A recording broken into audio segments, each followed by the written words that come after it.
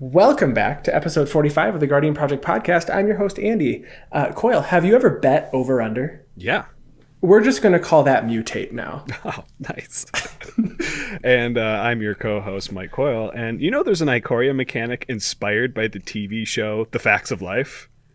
No. Mutate the good, mutate the bad, mutate them both, and there you have a pretty decent board state. Please listen carefully. The Facts of Life. The Facts And this is of Life. this is the podcast where we talk about all things Magic the Gathering. But mostly Commander. If you're looking for a way to support the podcast, there's a really simple way you can do it. If you can just go down in the comments, leave a comment, like, follow, subscribe, whichever way you are listening to the podcast, we'd really appreciate if you left your feedback on it. Another way you could help support the podcast, we do have a TCG player affiliate link located on our website at guardianprojectpodcast.com. If you could go through that link whenever you're trying to pick up your singles or sealed product, maybe you're building a new Ikoria Commander deck, if you could make those purchases through our link, it supports the podcast and we'd really appreciate it. We also have a Patreon. You can head over to patreon.com /Guardian Project Pod and support for as little as $1 a month. All of your support is greatly appreciated. We want to thank all of our patrons every week.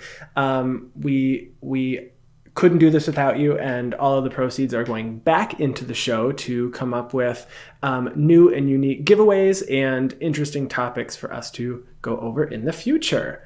Coyle, what do we have on the agenda this week? This week we are going to quickly talk about how Companion is impacting the standard meta. It's real good. As we see it in Arena.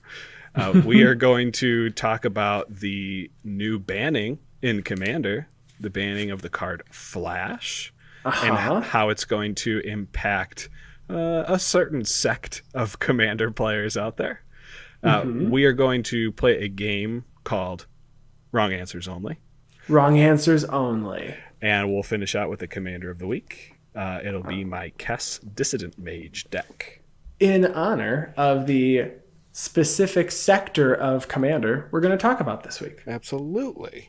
So, Companion seems to be a real good mechanic. It's like standard Commander. You always got it available. Wait, isn't that called Brawl? Yeah, but this is better than Brawl.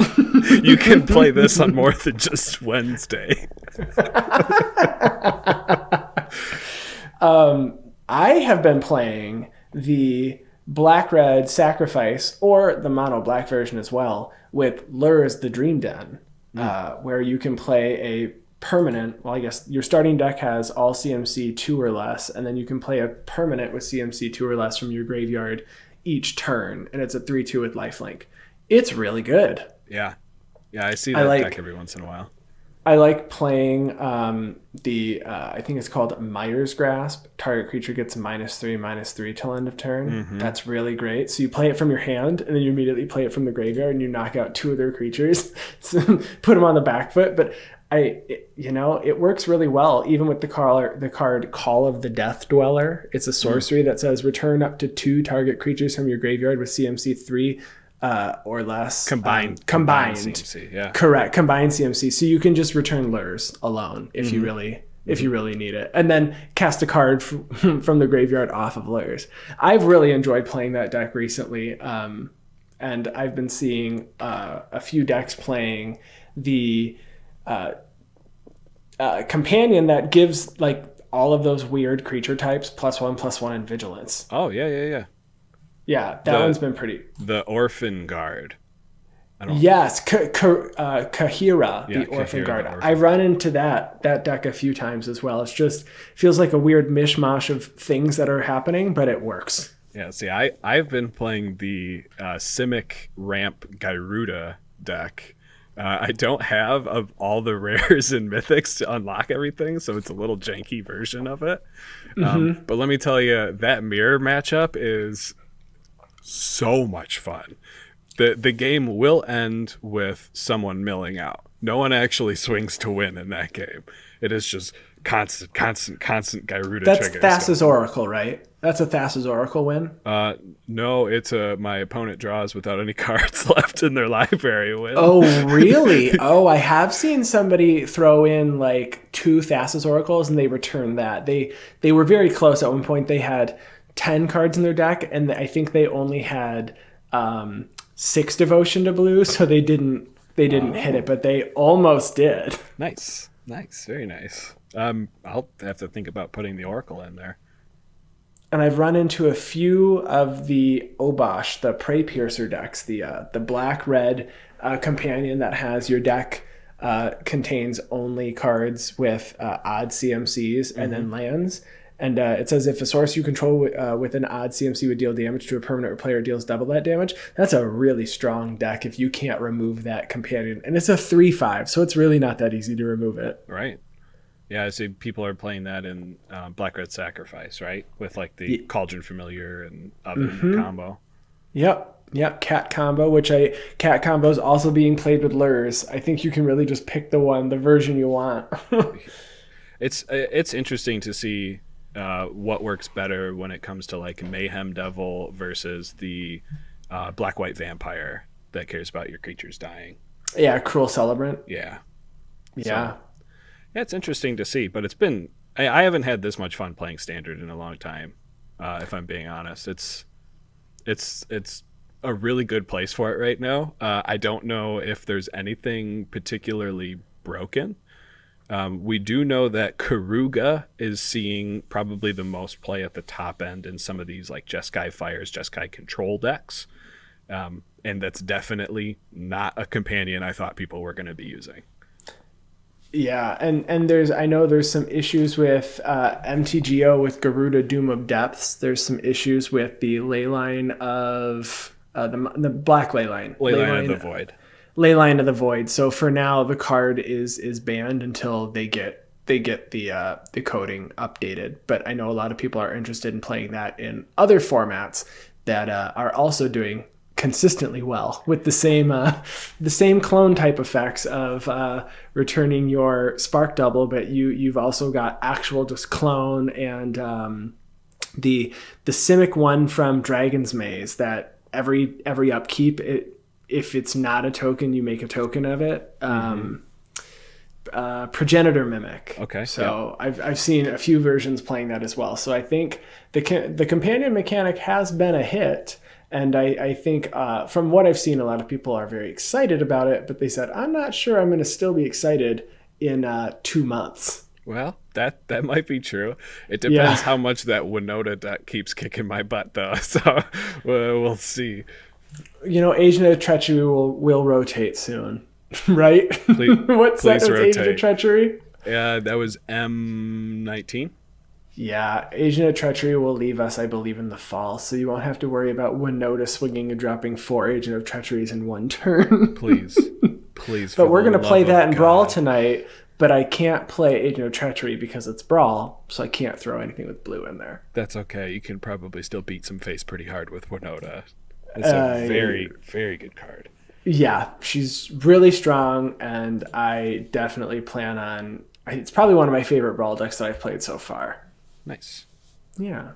So we had a banning in Commander this week, and it was a banning not because it's breaking the entire format, but because it's breaking a specific subsector of the format. You want to go ahead and tell us why Flash was banned? Yeah, so the card is Flash. It's for 1 and a blue. You can take a creature from your hand and put it on the battlefield, and then pay its converted mana cost. If you don't, you sacrifice the creature. So people would think and look at Flash, from a casual perspective, it says, okay, you get a free sacrifice outlet or something, or you can flash a creature out for an extra 2 mana at any point in time. Well, in the competitive EDH community is where this card was being seen most played. There's very, very few other decks that were seeing this card. I believe Mimeoplasm was probably one of the only casual decks that was playing Flash. So in the competitive EDH community, people would be casting Flash in order to get Protean Hulk out onto the battlefield, and then it sacrifices with Flash. With the Protean Hawk says when this creature dies, you can find 6 converted mana cost worth of creatures, put them on the battlefield, and the goal is to put a pile of creatures onto the battlefield that essentially win you the game, either by milling yourself out and then have a Laboratory Maniac effect, or just by putting enough Hate Bears out to control the board enough so that when it is your turn, you can combo out and win. So this was affecting the cEDH community a lot, because if you weren't playing Flash Hulk, then you weren't playing the top tier deck. It was bar none the best deck you could play. There's a few different versions of it, and there's arguable on which version is best. I'm not really sure there is a version that's best, but this particular combo was the best combo that could happen. So reading specifically, speaking of exceptional decisions, we are banning Flash, the card, not the mechanic. Enough cEDH players who we trust have convinced us that it is the only change they need for the environment they seek to cultivate.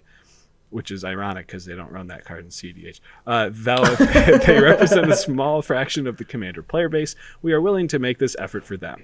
It should not be taken as a signal that we are considering any kind of change in how we intend to manage the format. This is an extraordinary step, and one we are unlikely to repeat. We use the ban list to guide players in how to approach the format, and hope Flash's role on the list will be to signal cheating things into play quickly in non-interactive ways isn't interesting. Don't do that. So what they mean by that in a non-interactive way, and what a lot of people don't understand, is when you flash the Protean Hulk onto the battlefield, some people are like, well, why don't you just Swords to Plowshare it or Path to Exile it while it's on the battlefield? Well, the card Flash is not yet resolved, and so priority has not passed to you. So Protean Hulk will die, and that trigger will go on the stack before priority is passed to you. So that's what they mean by a non-interactive way. Right. So that's why Flash was banned. And I'm actually, so as you may know if you're a listener, I do enjoy playing cEDH. I've never built a Flash Hulk deck before. I have the cards to build maybe like a 3-color Flash Hulk deck. You typically want to do 4 or 5 color to get all of your protection and interaction that you want. But I actually play what was considered a tier 2 cEDH deck, which was Consultation Kess. I'm super excited because this format's opening wide open now, and it's going to be super, super exciting. Yeah, so I've been watching a lot of videos from like Playing with Power and the Spike Feeders, and there are a lot of non-Flash Hulk decks. Obviously, they've shown on their episodes. So I expect that there will be a lot more diversity in the format for now.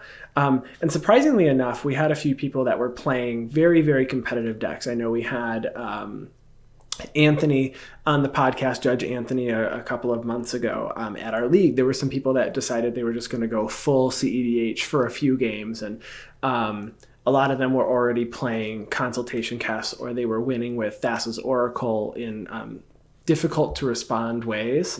So I expect to see that a little more. Obviously, those folks are not, losing anything.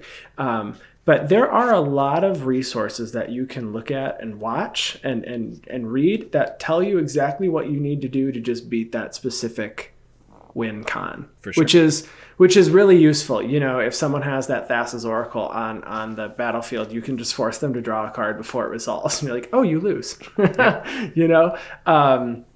But it was interesting to see they continue to say in their update that they believe Commander is still best as a social focused format, and they're not going to be making any changes to accommodate tournament play, which is fine. And I think, like we learned when we were talking with Anthony a few months ago, tournament play just raises the stakes, right? If you're playing for money or you're playing in a league, you're inherently going to play more powerful decks. For sure. And they said taking responsibility for your and your opponent's fun, including setting expectations with your group, is a fundamental part of Commander. And organizers who want to move towards a more untrusted game should consider adding additional rules or guidance to create the Commander experience they want to offer. So, I mean, there's rules as part of our league that aren't on the deck building constraint, but it's on the point system. So right. I think that we've done this. So they say you can't blow up everybody's lands, or you're going to not get any points, right? You're not going to get any. And so I think this right here, their explanation is perfect. And if you want to allow this, go for it. But I think everybody has taken to this change very well. I haven't seen any complaints about Flash. No. Going, even on the non-cEDH side. Right. I mean, we looked at the play percentages of Flash, and it's so low being played outside of the cEDH community. So they knew that it wasn't going to have a huge impact. And, you know, even in a casual deck, losing Flash probably isn't going to do much to you. I think the only deck, truthfully, that actually cares about Flash is Rayami First of the Fallen. The Sultai commander that says if a non-token creature you control would die, exile it with the blood counter on it, and then Rayami always has the abilities of those cards that have the blood counter. So this deck actually played it in an extremely fair, well, I guess I shouldn't say in an extremely fair way, but they're playing it in a way so that they can just throw a creature into their exile and then their commander has some just to ability. Get keywords. Correct. Like I mentioned before, even Mimeoplasm, we're seeing this deck played a little bit just to have a creature. It's like how to entomb your creature from your hand. Correct. It's a really... I don't even want to say fair. Inefficient, I'm going to say. It's an inefficient way to do it. But, you know, it's another means in order to do it. And obviously, you can consider that card to have modal ability and actually flash a creature out if you don't need the ability to throw your creature in your graveyard. Right. So what does the flash banning mean for cEDH? So, like I said, top tier decks in the format for the longest time now have been these Flash Hulk decks, Protean Hulk decks. Typically 4 color, sometimes 5 color, but typically 4 colors. So you can run Thrasios and Tymna as your commanders. There's some versions that don't run those specific partners as your commanders, but if you weren't playing a Flash Hulk deck, you weren't playing absolute top tier. And that doesn't mean you can't win with a lower tier competitive EDH deck, but it does mean you won't win as consistently as these Flash Hulk decks. The decks even played the right combination of cards in order to be able to cast Flash on turn 0 with a gemstone mine and then a creature that exiles for a mana. So you can actually win before anyone gets an opportunity to play a land. So taking this particular combo out of the meta is going to open it up to all of those tier 2 decks to finally move up into tier 1. And let me tell you, there are a ton of tier 2 cEDH decks. So the meta is going to be vast now. I'm really, really excited to play in it. Because you're not just preparing to play against Flash anymore. It's just, if someone has to cast Flash, I have to counter it. Now you have to worry about Godo, Bandit, Warlord. You have to worry about Cast. You have to worry about Gitrog. I mean, there's so many different things that have to happen. So now you need to prepare for a lot more. Right. So I guess that can lead us into our next point, which is, what win cons do we think are going to be prevalent in the format now that Flash Hulk is gone? Obviously, Flash Hulk was typically using a Laboratory Maniac type effect in order to win, but it was winning with a combination of creatures that allowed you to mill your deck out. Mm-hmm. We know that Thassa's Oracle is a really big creature right now, as we mentioned. Thassa's Oracle being a main win con, Thassa's Oracle also being... for all intents and purposes of our conversation here, a Laboratory Maniac win condition. Right. Where when it enters the battlefield, equal to your devotion to blue, if you have equal to or less than that card's left in your library, you win the game. So typically you're going to be casting Thassa's Oracle. With the enter the battlefield trigger on the stack, you cast Demonic Consultation, which is an instant speed for 1 black that says name a card. Remove the top 6 cards of your library from the game, then exile cards until you reveal the named card. Then you can put that card into your hand. Typically, what's going to happen is you're going to name a card you don't have in your deck, and then exile your entire deck, and the trigger resolves, and you win. I think this probably will still be the most prevalent win condition, depending on how many people turn to Gitrog. I think the Gitrog monster is going to see a lot of popularity increase now. And, besides other decks, but the Gitrog monster wins in a very different kind of way by pinging people for infinite, using various different ways. Scourge Familiar is the big combo piece in Gitrog. Scourge Familiar is 4 and a black for a 3/3 flyer that says discard a card, add black to your mana pool. With Gitrog on the battlefield, what this allows you to do is discard a card called Dakmor Salvage, which is Dredge 2, and it's a land. So when you discard it, Gitrog triggers. Gitrog says when a land enters your graveyard from anywhere, you may draw a card. And instead of drawing, you dredge the 2, land goes in, produce infinite black mana, do degenerate things with your infinite black mana. So I think those 2 combos in particular are probably going to see the most play.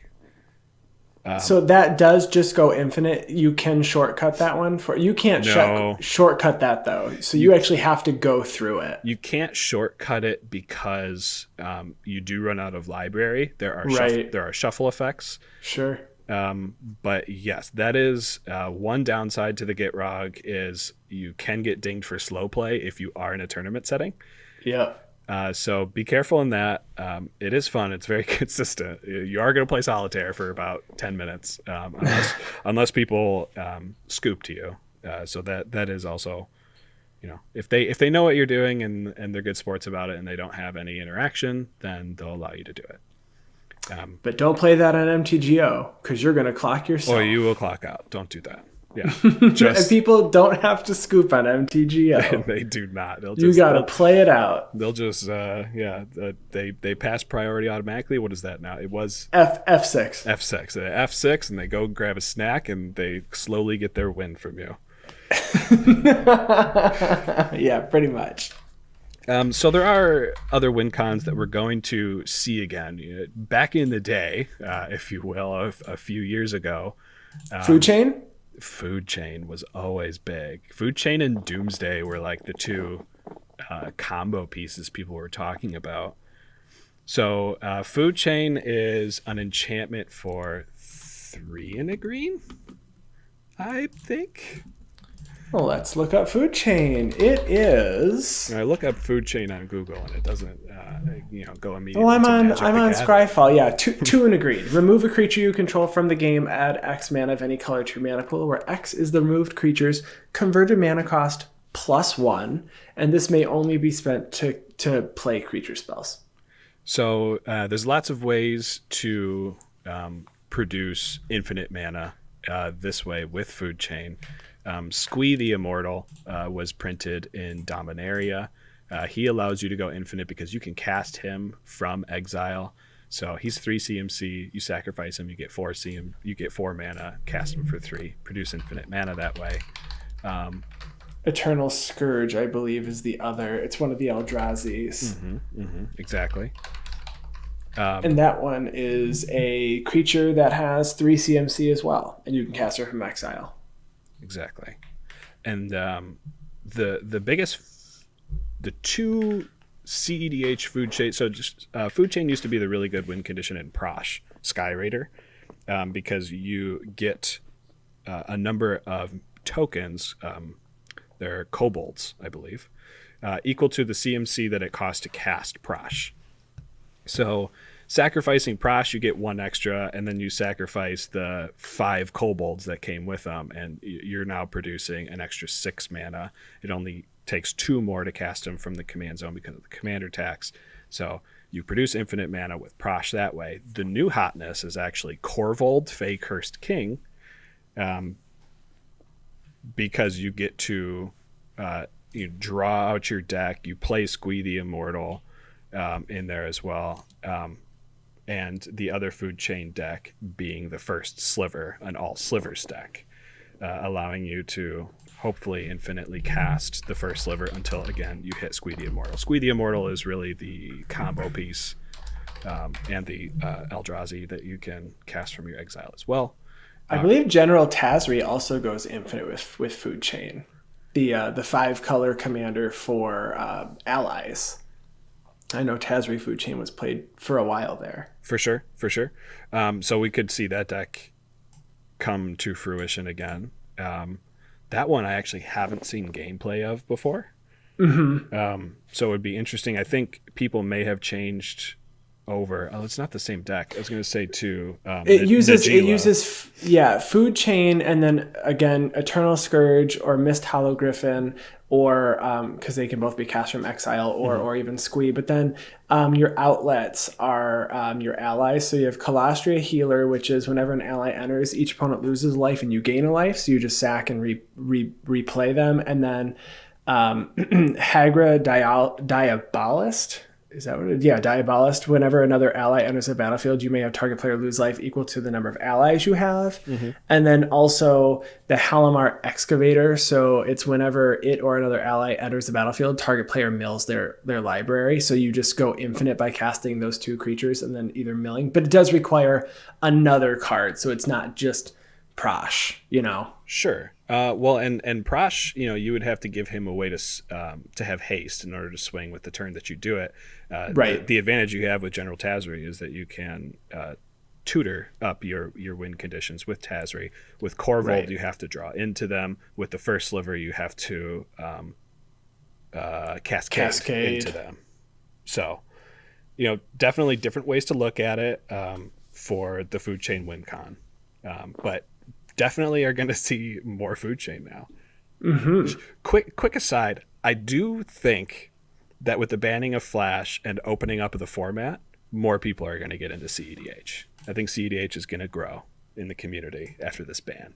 You think so? I do. I think you just need to make sure that you have play groups that are willing and able, right, to be able to play that. But I know that just before our stay-at-home order went into effect, there was going to be a high power Saturday starting at one of our LGSs, and then obviously we all went into quarantine. But I know that they were looking to start cultivating a small community for this on a day that is not the day when all the casual players show up to either League or FNM.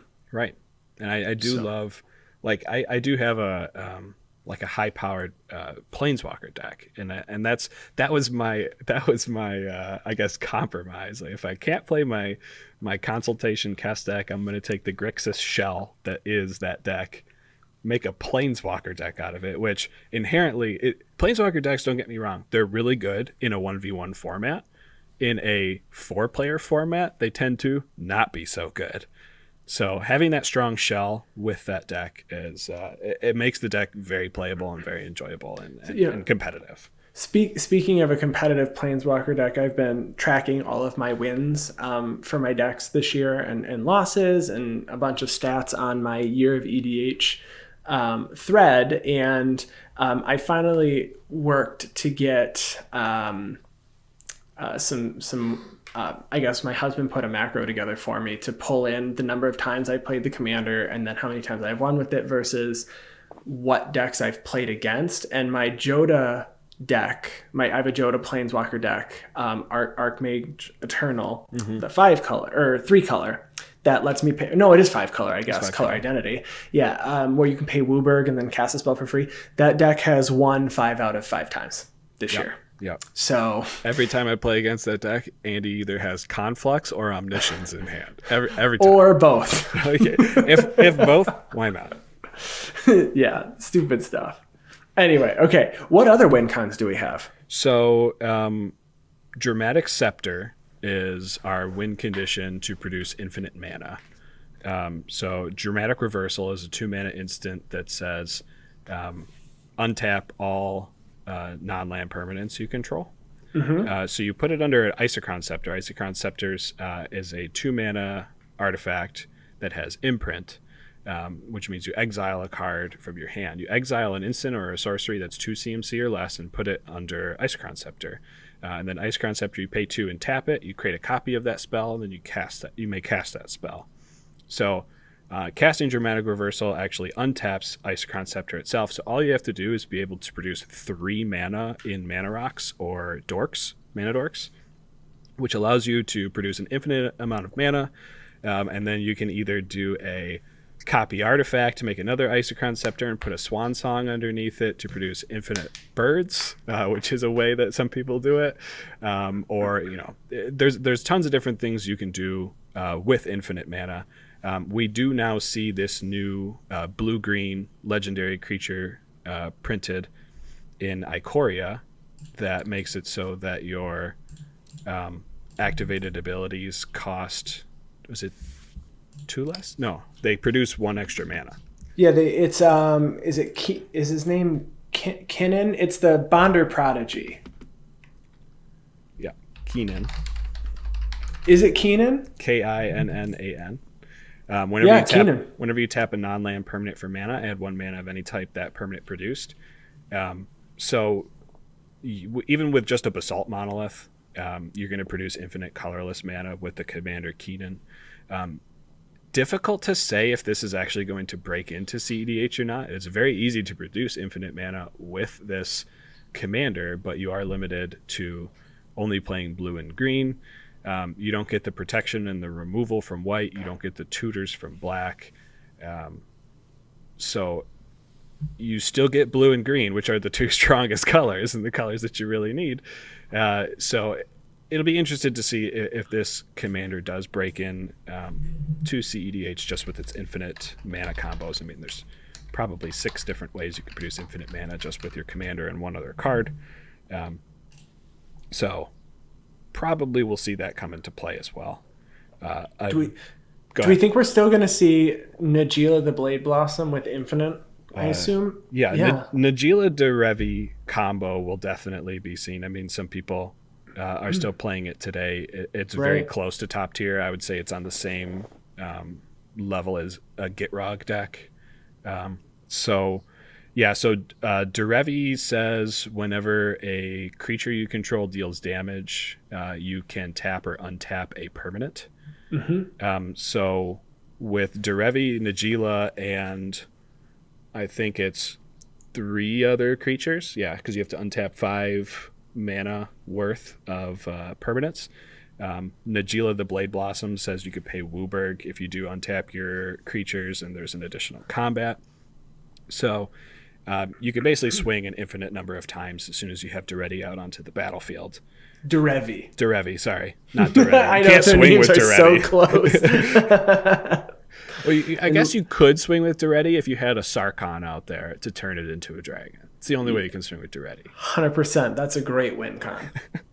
Not cEDH level, but flavor-wise, it's cEDH level flavor-wise. Though, Derevi stacks probably will be kind of up there. Not as much as Derevi stacks, but Derevi stacks is a pretty strong deck. Stacks being an acronym representing a few different cards that actually prevent your opponents from doing things, either forcing them to sacrifice permanents, making it so that their lands don't untap, a lot of what would be considered not nice things in a casual format. There are decks that take advantage of that. Again, Derevi, another one, because you can untap your permanents by dealing combat damage with your creatures, allowing you to get around some of these stacks pieces. So we probably will see a lot more kind of control-y types of games going on in competitive with these stacks decks, with control decks. And on top of that, you're going to see some real quick combos. Ones you're going to have to look out for. And, people still play them today, or played them in the Flash meta, and it's like, do I hold my counterspell up for Flash, or do I hold my counterspell up for Godo, Bandit Warlord? So Godo, Bandit Warlord, he is a 5 mana mono red. You wouldn't ever think that mono red is going to be in the competitive scene. I'm sorry, he's 5 in a red. However, Godo is very, very easy to go infinite with. So Godo Bandit Warlord, he's at 3/3. This is when he enters the battlefield, you may search your library for an equipment card and put it into play. If you do, shuffle your library. It also has this other thing about Samurai. No one cares about it. No one cares about it. So they printed a card in the latest Dominaria set called Helm of the Host. It is a 4 mana equipment that equips for 5 that says at the beginning of combat, you may make a copy of the equipped creature. If it's legendary, the copy will not have legendary, and it gains haste. So the second part of Godo that does care about Samurai, whenever he attacks for the first time each turn, untap it, and all Samurai you control after this phase, you get an additional combat phase. So this allows you to pseudo make infinite Godos and have infinite combats, because at the beginning of combat, every single time, you get another copy of your Godo Bandit Warlord. This also tends to play some stacks pieces. You want to ramp out real fast. You'll play a Panharmonicon just so you can go grab a Hammer of Nazan and the Helm of the Host so that it equips immediately and for free to Godo. Very straightforward deck, mono red, very glass cannon in that if you don't win, you lose. So, which you could say for any deck, but it means a lot for this Godo. And then another combo that's going to start seeing more play is a combo that you actually play, Andy, is your Animate Dead World Gorger Dragon combo. So. Oh, yeah, that's my Lysolda the Blood Witch deck that has no win con other than that. So you explain this combo. Sure. It's a combo that is terrible if someone removes it for you, because you are done. So all you have to do is get World Gorger Dragon into the graveyard, and then you have an Animate Dead effect in hand. So really it's an enchantment, so it has to be a permanent that returns your creature from the graveyard to the battlefield, enchanting it.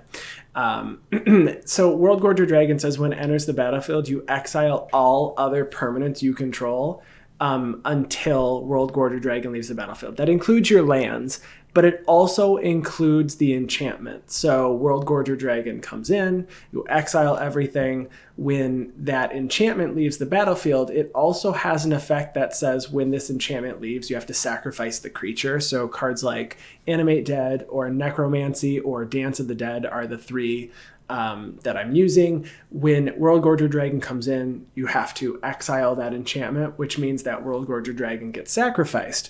And then the enchantment comes back in, and you target your World Gorger Dragon. But in response, you tap all of your mana before it gets exiled when World Gorger Dragon comes back in the battlefield, thus making infinite mana.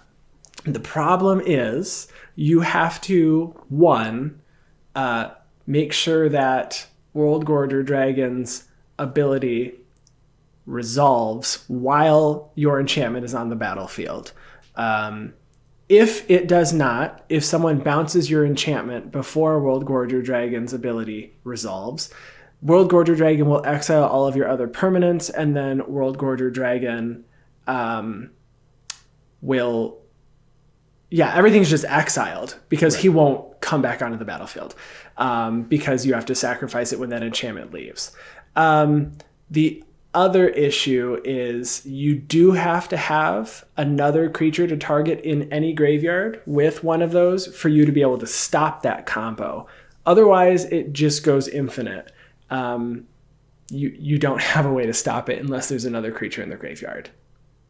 Right. So those are the two issues. But if your commander, like Lysolda the Blood Witch, has an activated ability where you can make infinite mana and then deal damage to players, you can play your commander, sacrifice your commander, or deal damage, whatever your commander does with that infinite mana. Obviously, that's just one option, and I wanted to play a deck that isn't seen very often with an extremely degenerate combo that I find through like 15 different tutors. Yeah, I mean, I know I've seen some people playing Kroxa as the black-red, competitive commander with the World Gorger Dragon combo, but Lysolda works literally the exact same way. Because when it comes to infinite mana, it doesn't matter how much mana they cost. Right, because you've got your commander tax mana.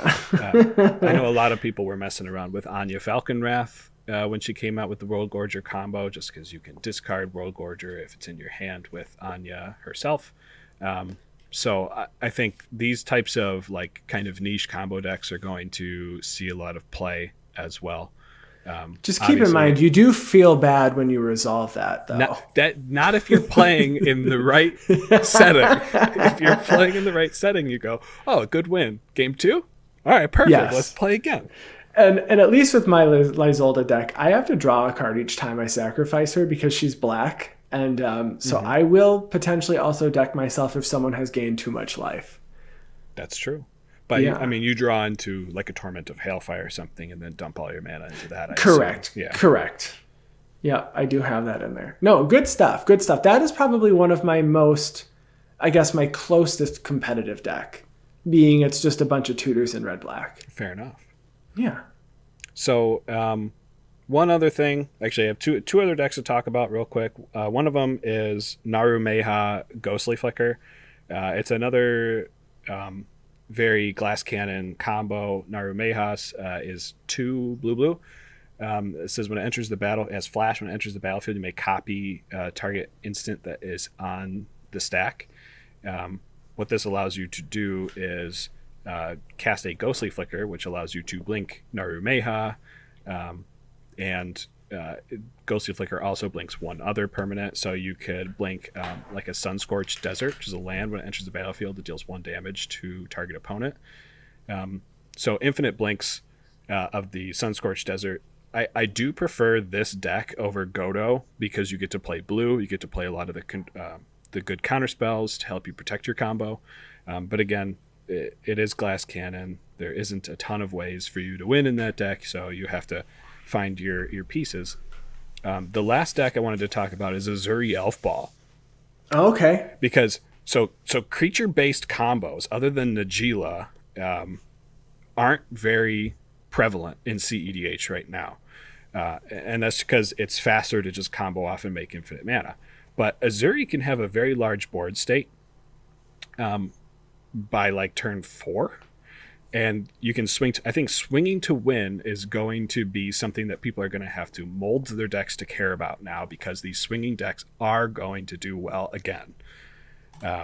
So, yeah, Azuri, you put elves out, you pump all your elves. It has overrun on a stick, and you win that way. So if you are staying out of cEDH because you don't like doing the combos and you'd rather just swing and win, Azuri is actually a really good insert into the format. You don't need a Gaia's Cradle to play that deck, but it sure does help. I don't own one personally. I don't either. They're really expensive. They are very expensive. But when you're playing in cEDH, a lot of people play with proxies. So as long as your play group or your shop is okay with a proxy, feel free. Yeah, absolutely. It's all. And especially if you're playing Paper Commander Online like we have been, especially through the cEDH or Play EDH Discord, they do encourage proxies. Like if you're playing like high power, like they're okay. Yeah, I mean no one's gonna care. They just want to play games. Right. Well, you want to play a game? You want to play a game? You want to play a game? Yeah, so, I do. We've been mulling over this for a really long time, and we wanted to play wrong answers only. So we're going to present either a question or a situation to each other for the other one to answer, and then they have to respond with a wrong answer only. And obviously, this is paying homage to the first person that met Mr. Jura after he first planeswalked, when he said, "My name's Kithian." Gideon, you say. Wrong answers only. Wrong answers only. Okay. I will go first. Okay. Coyle. Mm-hmm. How did Liliana spark ignite? Wrong answers only. Okay, so Liliana Spark ignited when she found the cure to Corvold 19 virus. That's what happened. Oh my gosh, that was really relevant to today. Yeah, yeah. Interesting. Okay. All right. Andy, tooth and nail entwined. Wrong answers only. You realize that you just found the elusive carpenter-dentist combo. Tooth and nail. Oh. Very nice. Very nice. Okay, Coyle. Expropriate has been cast. What happens next? Wrong answers only. So I yell time at the top of my lungs, and then I immediately stand up and start sifting through my LGS's bulk bin. Yeah, isn't that how that works? Yeah. You should always say time, because then you get to go get a snack. Okay. All right, Andy. Your opponent is on their 4th extra turn, and they have 3 more to go. Wrong answers only. I pull out my Uno deck and I play a reverse, and I take the next 3 turns instead.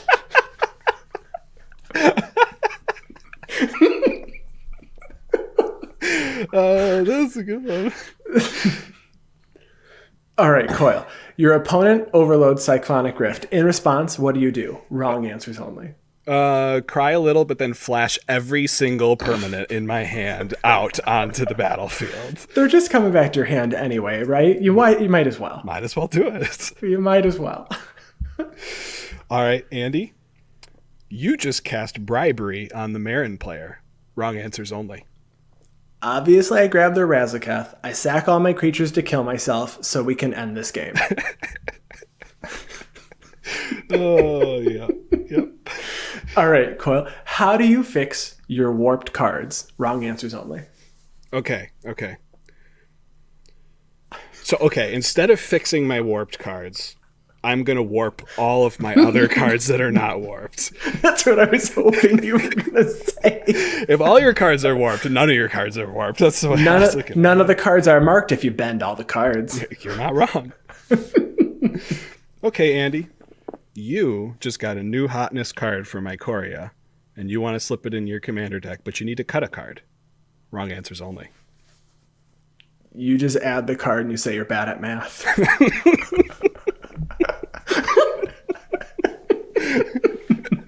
Oops, 101. All right, Coyle. You are preparing to head to a Magic tournament, and you go to the store to buy all your supplies that you need to bring for the weekend. What do you buy? Wrong answers only. So I can't say a giant bin of cashews, pretzels, and meat and cheese. No, because that's what we did last answer. That's the right answer. So what I'm going to do is I'm going to get complete taco bar ingredients. I'm going to get garlic and onion chips. I'm going to get a ton of Starbucks. And how about some of that Polish food that you always talk about getting every once in a while? Oh, yeah. See, you're going to want to be close to home after you eat all that stuff, because you're not going to make it in a tournament setting. Yep, exactly. Oh.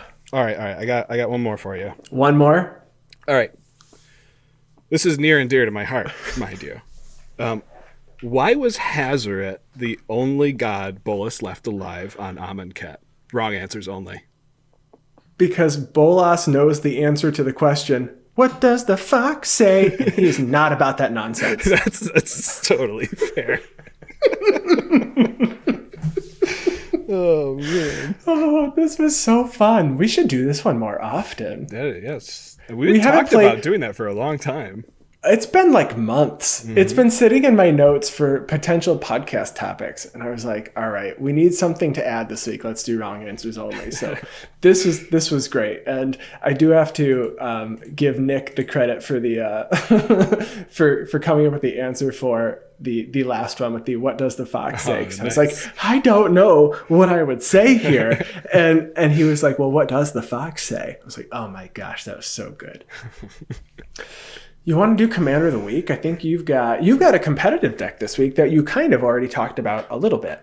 Yes. So since it's on topic, we're gonna talk about a competitive deck that I own, which is my Cast Dissident Mage deck. This one actually doesn't have a pun name. It's my only deck that doesn't have like a funny name or a pun name because it is Consultation Kess. Sorry, all those people out there that thought I was going to come up with a fun name for this one. I can call it Kess, I win, but it doesn't always win. So there's that. So this is a cEDH deck. It did compete well against Flash. It is a Grixis control deck that aims to win by comboing off with a Thassa's Oracle and Demonic Consultation, or Jace, Wielder of Mysteries, or Laboratory Maniac, along with, again, Demonic Consultation, or the other card you can play is Tainted Pact. And Tainted Pact is 1 and a black. It's an instant that says remove the top card of your library from the game. You may put that card into your hand. Unless it has the same name as another card removed this way. Repeat this process, and you put a card, or until you put a card in your hand, or you remove 2 cards with the same name. So Tainted Pact is a way around if someone like digs through your deck. I forget exactly what the card is called that allows you to search a target player's deck and exile a card, and then you may cast it from exile, and you have the card for the rest of the game. So if someone goes through and takes my Demonic Consultation, I have this backup as Tainted Pact. I do have a little bit of a convoluted way that I can mill myself out with another combo that I'll talk about in a second.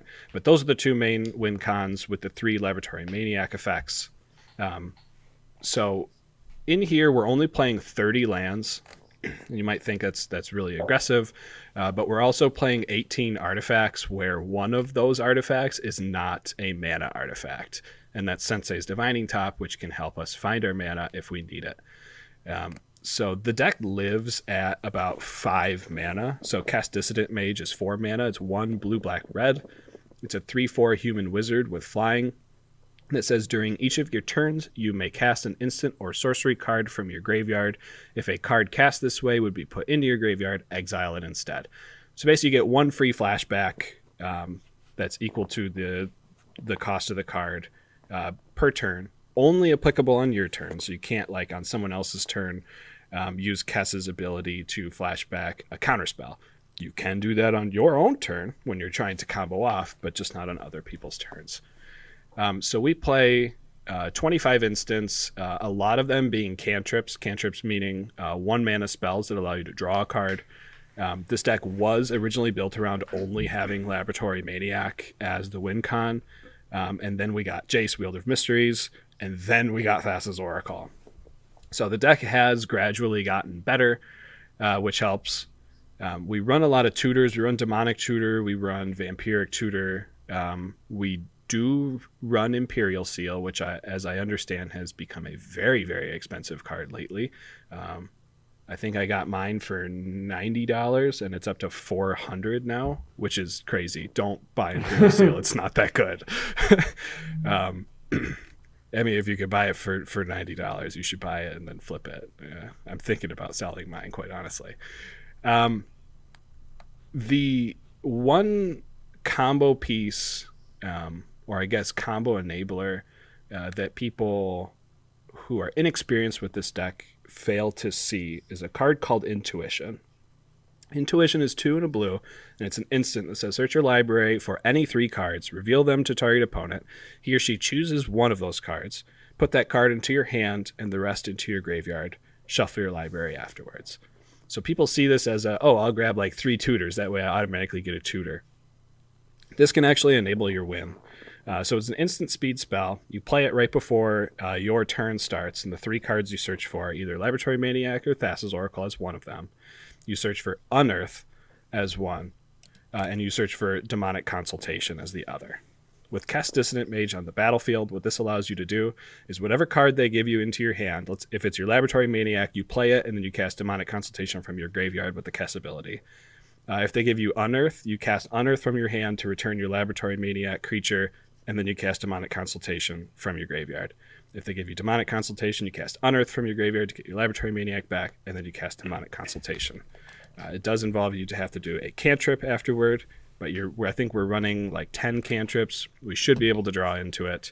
And that is the main way that you should be comboing out. If you're going to search for one card, I highly recommend searching for Intuition, unless you think your opponents are going to combo out themselves and you need to get a counterspell. It is okay to tutor for counterspells, but it's not always recommended.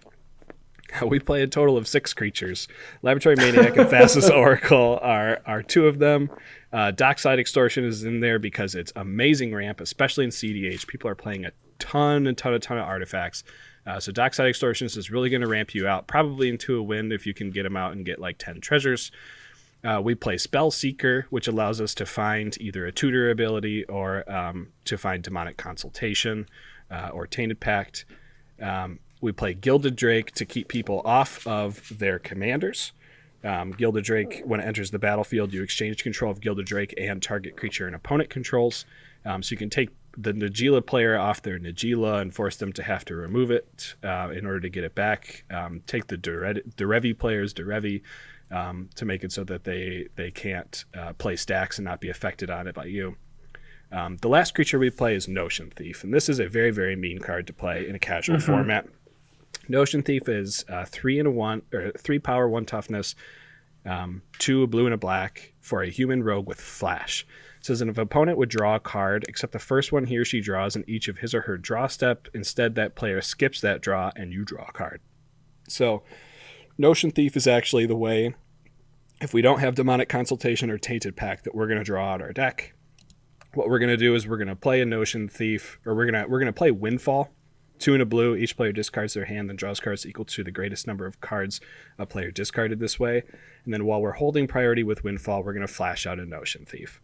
This makes it so if I discard 7, everyone's going to discard their hands, no one else is going to draw, and I'm going to draw 28 cards.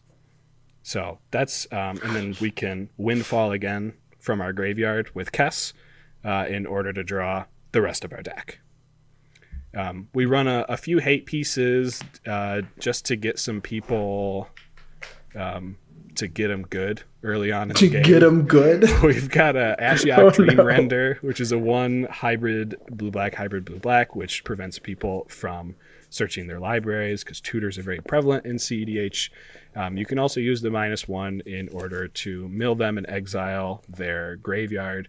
Really good if someone has to cast a sorcery speed tutor like Imperial Seal that goes to the top of their deck, and then you, in turn, on the next turn, play Ashiok and mill that away and exile it forever.